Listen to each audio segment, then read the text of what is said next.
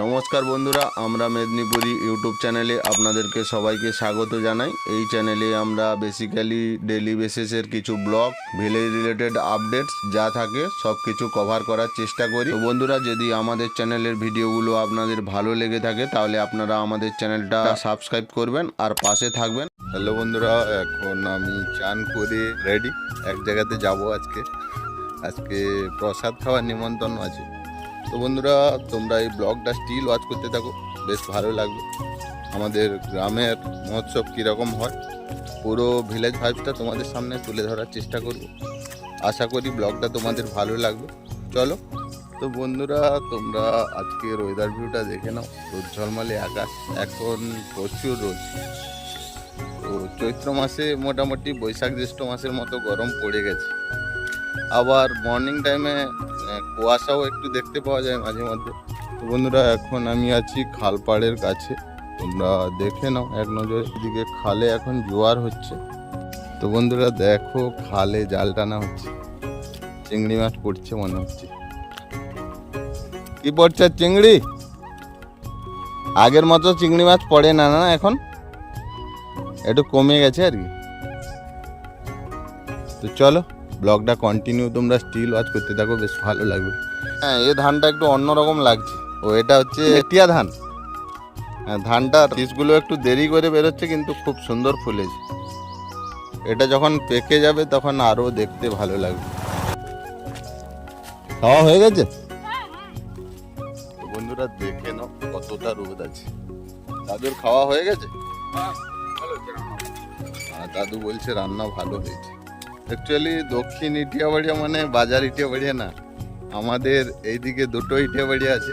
আমাদের পঞ্চগ্রামের কাছে যে ইটিয়াবাড়িয়াটা আছে এটাকে আমাদের ভাষায় বলে মিঠা ইটিয়াবাড়িয়া, আর ওই দিকটাতে খাল আছে, বড় খাল, এই জন্য ওই দিকটাকে বলে নোনা ইটিয়াবাড়িয়া। তো তোমরা ব্লগটা স্টিল ওয়াচ করতে থাকো, বেশ ভালো লাগবে। তো বন্ধুরা, এখন আমরা চলে এসেছি আমাদের গ্রামের এন্ডিং পজিশানে।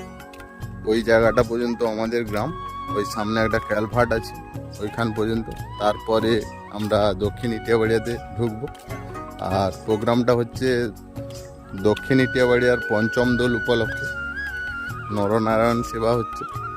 তো চলো, ব্লগটা তোমরা স্টিল ওয়াচ করতে থাকো, বেশ ভালো লাগবে। তো বন্ধুরা, সকালে কিন্তু আমি এইসব জায়গাগুলো দিয়ে যাই, ওই টাইমে তোমাদেরকে ভিউটা শেয়ার করি, কিন্তু এখন দুপুর টাইম ভিউটা আর একরকম হয়ে গেছে।